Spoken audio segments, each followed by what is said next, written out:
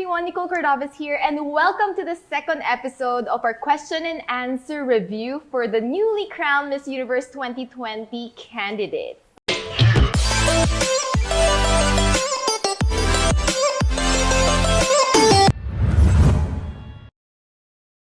So before we jump right into the review, I would just like to share with you guys an interesting message that I got recently when I released the first part of this video.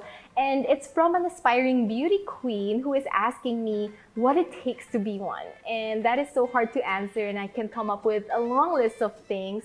And she also told me that when she watches my videos on YouTube, like my pageant performance and my vlogs, I always look so confident, glamorous, and at ease. But I swear, behind the camera, that is so far from the truth on most days.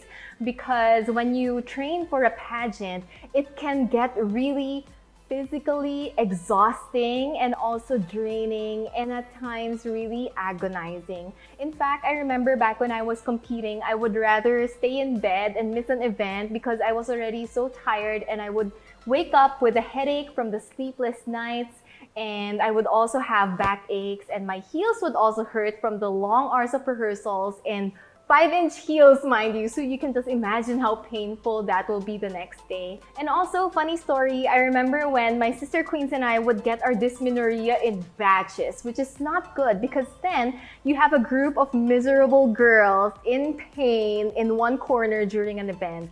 So our theory back then was, if you put that many girls in one room for months on end, eventually your periods will sink, like ours did. So I remember having to share my stash of Medical 400 with them because, you know, real queens fix each other's crowns and we have to help each other out. So even if we were in pain, we had to step up on that stage because in pageantry, every moment counts. And the worst thing that you can do is to let the judges, the audience, and the fans see that you're in pain. Because after all, the world is a stage that we must conquer and shine, and we can only do that if we present the best version of ourselves. Buti na lang, I always have Medical 400 with me, especially in this lockdown where I work and study from home. So that means I'm always in front of my laptop for hours on end. And at the end of the day, I would have a neck pain na and a back pain na as well. So if you're also experiencing lockdown aches, you should try to and see how great it works. Just like that.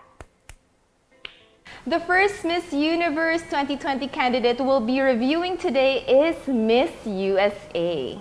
Number 3. I love how she has this personality. Your question Number comes from 3. Kimberly Pressler. Hello and congratulations, Mississippi. Our country is more polarized than any other time in recent memory. Super relevant. In your opinion, what must be done to bring our nation back together? I think this is an issue of trust. We've lost trust in the systems that seem to keep our country running, from the media to business to our government. And it's all about restoring that trust and coming together and working together to heal and trust in these systems. If we want to continue to be the greatest nation, we're going to have to set a better example. Love her answer. This is just the first candidate that we're reviewing for today, but I'm already super pumped and excited to see the answers of the other queens. We're off to a great start. I love how her answer is really succinct. It's really compact. It's not too long, but she got her answer right across. It was a simple concept. It's really trust. Because a lot of people are really frustrated with everything that's been going on and the different ideologies that are at war with each other. And we all are very frustrated with the current system. So this is a very on-point answer for Miss USA, and I love how she delivered it beautifully. Her face was so beautiful and pleasant, and she was smiling while still conveying the right kind of emotion. It was yung tamang timpla lang siya ng emotion for the answer. It was not too serious. It was also not too perky. She got it right, and I would say right off the bat, she's a really, really good speaker, and she's gorgeous. So this is really a girl we should watch out for in the upcoming edition of Miss Universe. But I do understand that Miss USA tends to follow the format of Miss Universe itself, so there will be another question and answer portion or the final statement. So I'm gonna look for that video right now. Alright, so I found the video for their final statement. Okay, so medyo nagets ko na they're supposed to pick a phrase and then take their stance on it. And I'm kind of nervous because she picked gun laws. I remember this question was asked to Miss USA 2015, Pia Wurtzbach's batch, and it was on gun laws. And it's really just a polarizing issue, definitely, for the USA, because there are really a lot of believers of gun laws and there are a lot of anti-gun laws as well. So it's an issue that definitely has not been resolved, nor do we see it anytime soon in the future to be resolved, because people are really coming from different aspects of this that you can easily empathize with as well. So this is a very difficult question. Let's see how she answers it. As someone who grew up in a home with guns, I learned at an early age how to load, how to fire, and gun safety. And I think that education should be available to everyone. I believe that we should require people to pass training and safety courses before they're allowed to purchase a gun and before receiving a permit. I think it's important that we not ban guns, because obviously people will find a way to get what they want anyways. But I think it's our Second Amendment right, and we just need more safety surrounding that. Okay, now I'm curious, is she a lawyer? Because the way she defends her answer is just perfect. In the first part of her answer, she was very honest with growing up with a family who owns guns. And at first, you will be kind of taken aback if you were anti the gun laws. And I love her honesty there, but also she jumps right into the specific regulations that we should follow. But then she jumps right into the second part of her answer, where she tells us the regulations and education that we need to follow in order to properly be able to own a gun. Like, it's not something that you take lightly. It's a serious issue, but there are steps to going about it properly. And I love how very well informed her answer is. And then she jumps right into like the legislation, the Constitution, and it just makes her answer foolproof. Like, there are no loopholes around it. She mixed in her personal experience and technical knowledge and call to action. And when you mix those three in one answer, it's going to be an impactful answer. And to top it all off, she even sprinkled a dose of reality when she said, and people will find a way to get hold of a gun anyway. And I love how, you know, she's not like the traditional type of speaker who just is kind of a stickler for rules when it comes to communicating. She really is more authentic and more real, or as we say it in Tagalog, prangka siya. And she says it as it is. She really spills the tea. And that's a good way to go about issues, because you really have to work your system around reality, those parameters, not something just idealistic in itself. You have to take into account these external factors as well, no matter how ugly or unacceptable it is. And that's how you make a better policy. I believe that this girl can really be a good speaker in terms of policy issues, and she will be able to represent Miss USA really well this year. I'm really excited to hear more from her. Up next, we have Miss Universe Australia, and I'm excited for this one because they did a mixture of a live segment as well as a webcast segment.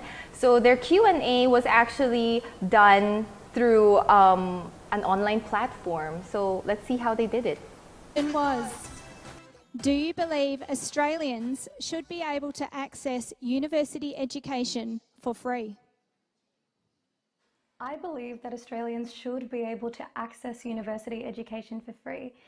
And the reason for this is we have an abundance of wealth and the ability to choose what we're investing in the betterment of our country. Ultimately, I believe that education is a fundamental human right, and that when people have access to education, they can evolve. I think ultimately we're investing in the economy, we're investing in our future, and that's why Australians should have the ability to have access to a free university education. Thank you. All right, so the question to Miss Universe Australia 2020 was not as controversial as the one asked of Miss USA.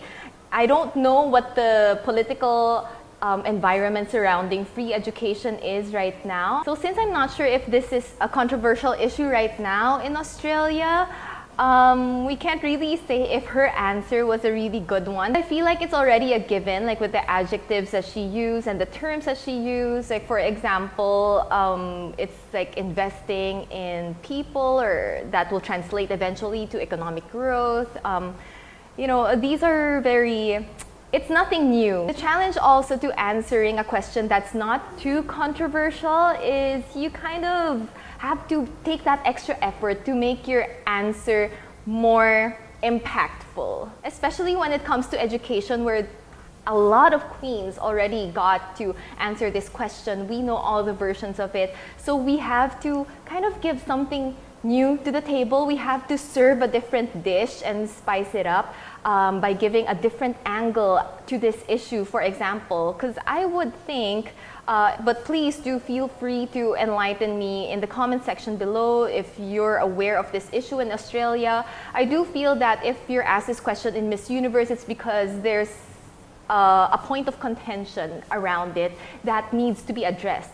So I wish that in her answer, she kind of touched on that issue, whatever it may be, because then we would know that, okay, how is the discourse around education or free university evolving around that, and what should we be concerned about? Why does this issue merit our attention right now? So that's what I'm looking for. I'm not sure if they have another question and answer portion. I'll try to look for it, because it doesn't seem like it's the final question, like by the feel of it. So we'll see. Maria, if you had the world's attention for 30 seconds, what would you say?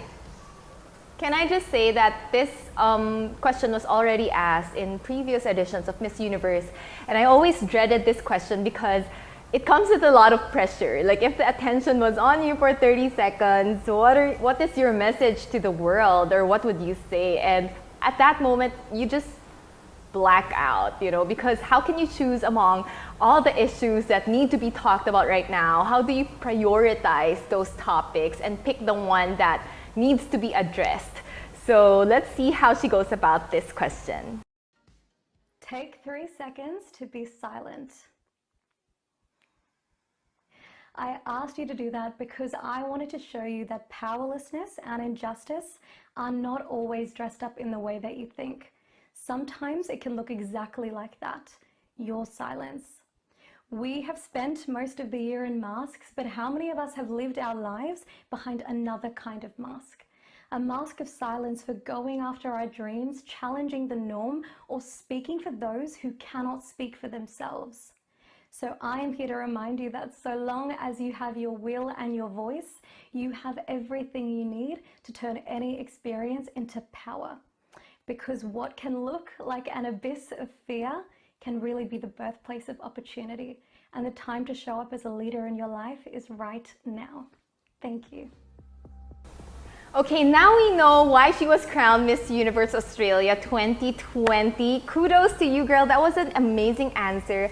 I really love girls who make their answers an experiential one. What does that mean? It means that they involve the audience with them. They make them do like a mini activity, and it's kind of impossible, you know, to do that with the 30-second time frame, but she was able to do that and really get her point across. I love how she focused on silence and silencing that is occurring all over the world, and it's this unspoken issue that is not usually tackled. I don't know where to start, honestly, when I'm commenting on her answer right now in the second round, because there are so many elements in one answer alone, because you really need to flesh out all these things, and we can learn a lot from Miss Universe Australia, really. So let's start off with how she used the mask as a figure of speech. I love how she related it to our current situation. We're in a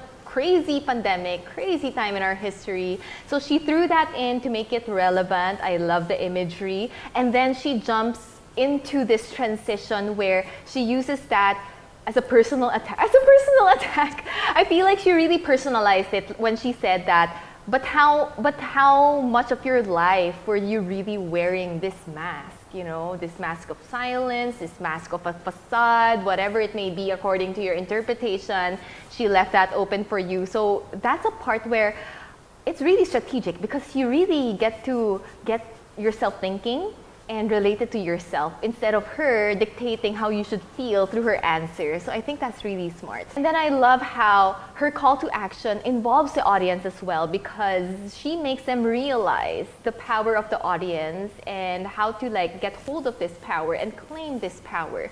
So she was empowering her audience through the process. And then she threw in the quote that I think is very quotable, like what could look like an abyss of fear can actually be an opportunity. So that's reassuring for you as the audience member because you're like, oh yeah, okay, that's a very empowering message. I think I'll do that. Congratulations, Miss Universe Australia. This girl is definitely climbing up the top of my list. Now we move on to Miss Universe India. A lot of you were commenting in the first episode and asking me to review her answer as well. And thank you so much to all of you who sent links to the video. And I'm so glad that the question and answer portion she answered in English actually. So it will make my job easier today. I have never seen my grandmother.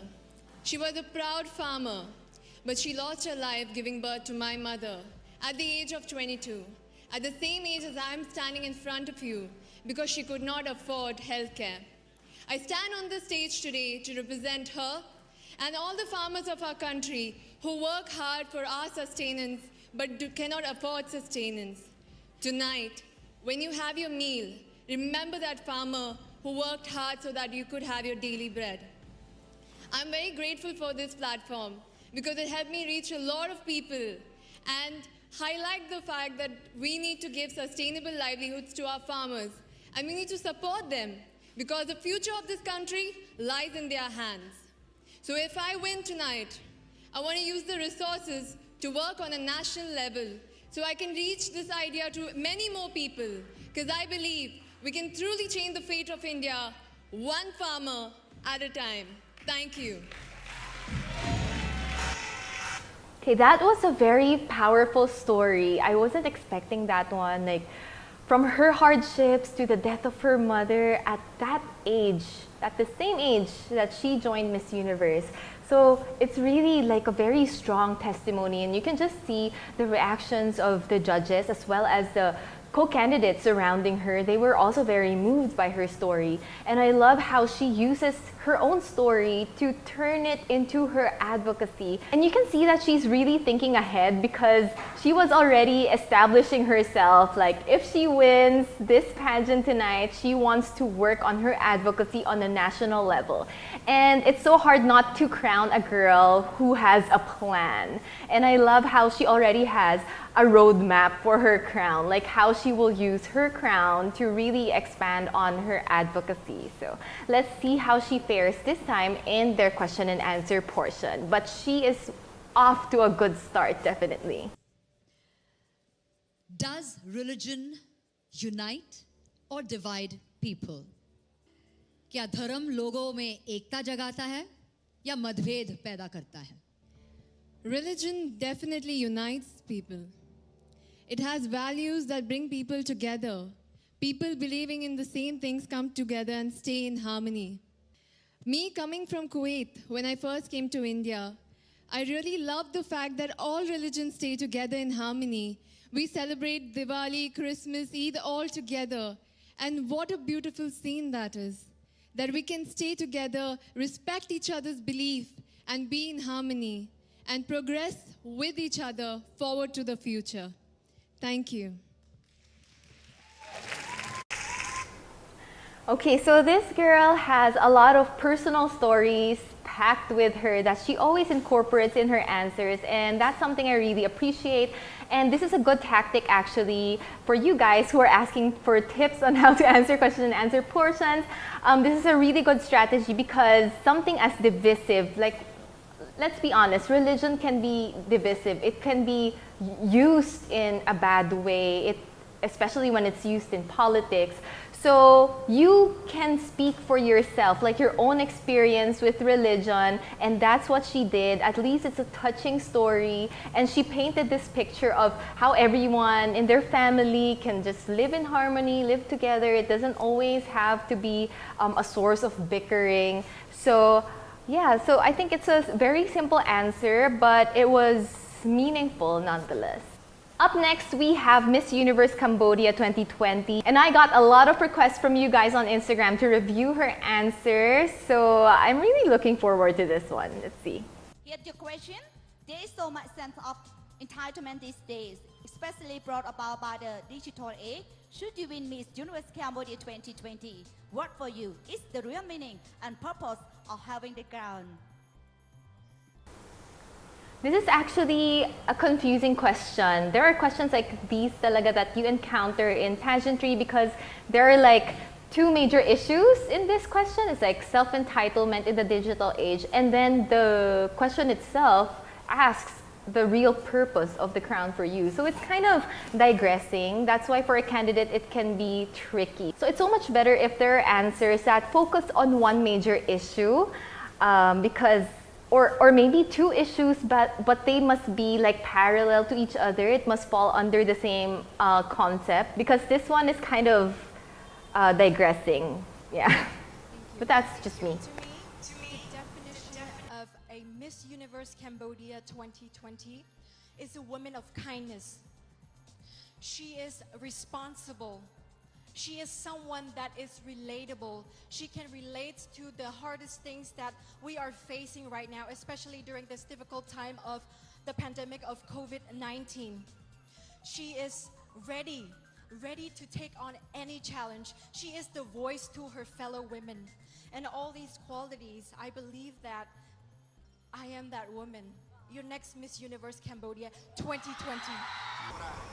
Hey, that was a really good answer. Although I must admit, it's an echo of some other answers that I've heard before. Like for example, like how Kylie Versosa answered her question during our Binibining Pilipinas 2016 pageant. But I don't mean this in a bad way. It's just that it's already an existing format. Although we should not discount the fact that she turned her answer into something that is hers, the way she described the next Miss Universe Cambodia 2020 and the qualities she must possess. So I love her manner of delivering her answer. She spoke really carefully, and it was like every word had an emphasis without overdoing it, and I love that about her. And you can really see her emotions while delivering her answer. She was really passionate about it. And in her last line, when she said that she believes that she is that girl, you can see how she really took a moment to feel that statement and deliver it in a somehow emotional way, and I love that. So yeah, good job, Miss Cambodia. So in the first episode, a lot of you dropped in the comment section that Miss Universe South Africa Shudu might not be the one sent to represent SA in Miss Universe. So today we are going to look at Natasha's answer because she could possibly represent SA in Miss Universe instead. I'm not sure about how the system goes about in South Africa, but at least we get to do double reviews. Yay! Thank you. On March the 27th, our country went to a full lockdown, leaving South Africans feeling deeply insecure, uncertain, and afraid. When things become challenging in your life, tell me about the internal space or place where you go to steady yourself. As a business owner, I know how many lives have been impacted through COVID-19. And as it is actually Mental Health Awareness Month, I think it's very, very personal important to take care of your mental health. What I would personally do is spend time with family and friends. Revert back and see what you still have left and not only look at what you lost. Thank you. Thank you, Natasha. Okay, so to be honest, it wasn't as powerful an answer as Shudu's, but it was a very personal answer. I'm just missing more personality or more punch in the way she delivers her answer for it to be a more impactful one, or for it to be able to affect the audience members. And because your goal when you step on the stage and answer the question is not just to answer a question correctly, but to affect the audience members in a great way as well. And you have to maximize on this 30-second opportunity.